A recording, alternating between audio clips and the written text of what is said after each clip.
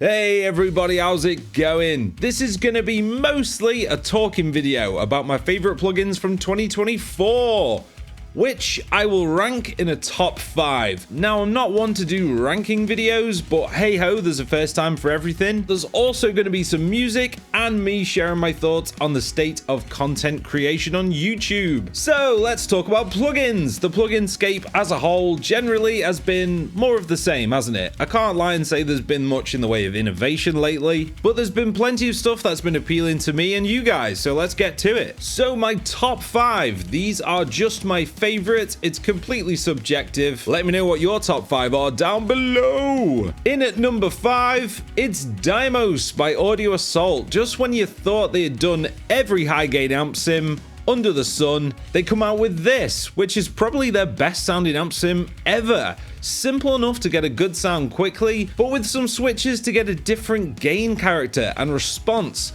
Quality stuff from AA, plus the Dymos demo tuner made earlier this year is probably one of my favorites, to be honest. I got some great tones in that video. In at number 4, it's Revolt DSP's Evo Amp Suite. Now, this is a recent one, and honestly, there's not much in the way of innovation happening here, but the tones were just perfect. Exactly what I wanted from this kind of sim.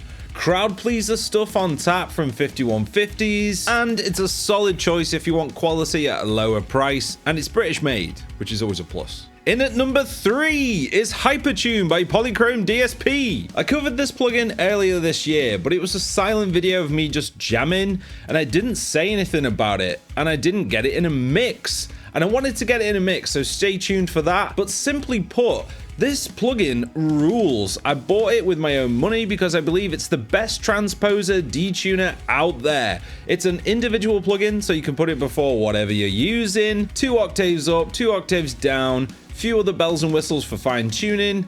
Great stuff, honestly. In at number 2 is Ultimate Heavy Drums by MDL Tone. Josh Middleton annihilating the competition here with maybe the best metal drum kit library ever. For anything modern and polished, it's magic. The presets are near perfect, the interface is great, tons of different drums to choose from, the right amount of tweakability.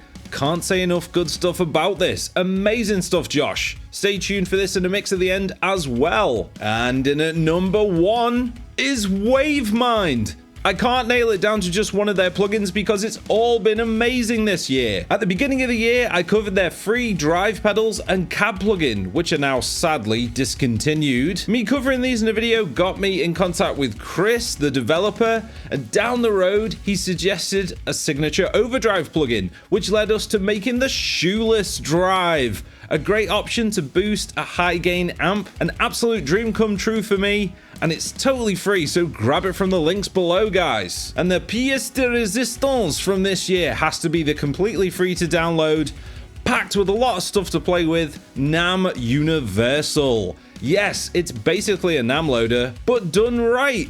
2 different slots for pedals and amp captures with tweaking options and a dual IR loader. I mean, amazing, for free. Probably the best tone in here and probably one of the best NAM captures ever is Pit Priss's 6505 capture from the Random Brutalness section. You want high gain tones? This would be my number 1 choice from this year. Absolutely spot on stuff from Phil or Pip.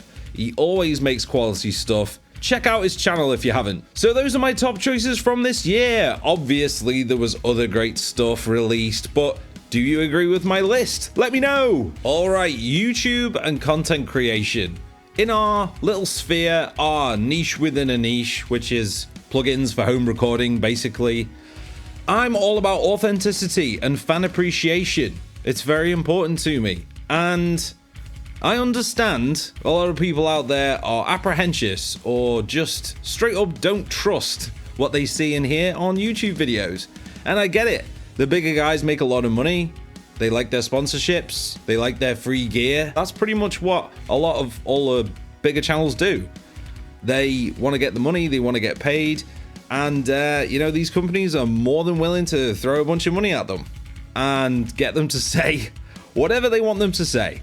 And yeah, that's true in a lot of cases, but I think, why would they be doing this? Why would they be doing gear demos on YouTube if they weren't passionate about it. You know what I mean?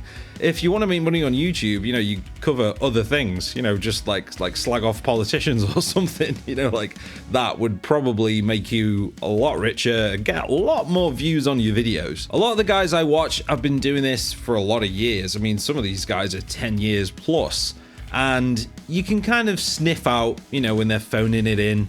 And that's a shame. I still watch some channels that are clearly phoning it in, and they've been phoning it in for a long time. But there's genuinely a lot of fantastic creators out there. One I've been following for a few years now, Kyle Bull, absolutely killing it. And who the hell has an amp collection like that? I mean, unfucking believable.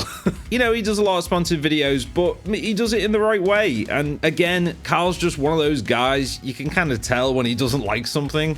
And I imagine if he really doesn't like something, you're not going to see it on the channel.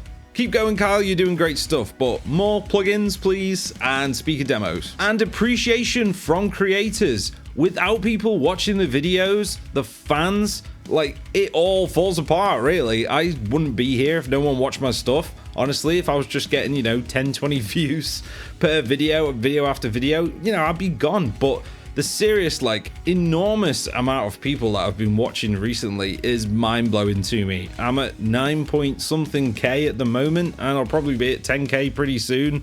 That blows my mind, because I'm just a guy in my house with minimal gear when it comes to recording. I felt like there was a little gap where I could slot in, where I'm using, you know, a lot of stock plugins to mix, a lot of cheaper plugins, more budget stuff. I've never touched a Fab Filter plugin in my life. I've only used a couple of like free Waves plugins, but yeah, I've got to where I am with a lot of stock stuff. And you hear a lot of guys, you know, saying like, oh, gear doesn't matter. You can do everything with stock plugins. You can do everything with cheap this and that and the other. But then they turn around in their other videos and they're whipping out the Pro Qs and, you know, this and that and the other and the Waves plugins or whatever, you know. So you're saying you can do it like this, but you don't do it like that. Whereas I do it like that. Do with that what you will. Obviously, I use some Primo plugins, but it is mostly free stuff, and I've never felt the urge to go down the rabbit hole of spending thousands on Primo mixing plugins. What I would recommend is spending money on good sounds. So getting a good amp sim, you know, you can get good stuff for free, obviously, but drum kit plugins, always spend some money on those, because the Primo stuff is way better than the free stuff. It is mind-numbingly confusing sometimes mixing on YouTube. But my advice is, and always is, find the people who have the best sounding stuff to your ears, and if they're telling you how they do it, if they're teaching it, follow what they do. Follow what they say. Take a page out of their book. Don't listen to people whose mixes you're not into. I mean, it's like logical basically, but there's a lot of guys out there who do things their way, and it works for them. But I do things my way, and it works for me. Wow, I really went off on a tangent there. But, you know, it has to be said, it's stuff I need to get off my chest every so often. When it comes to authenticity with me, I'm going to say this. I do not need to be here. I want to be here. I love making videos, doing mixes, playing guitar, whatever it is. It's a massive hobby. It's still fun for me, and I'm very, very glad to have you here. And to those jaded old channels that are just straight up phoning it in for the money, I feel sorry for you, I really do.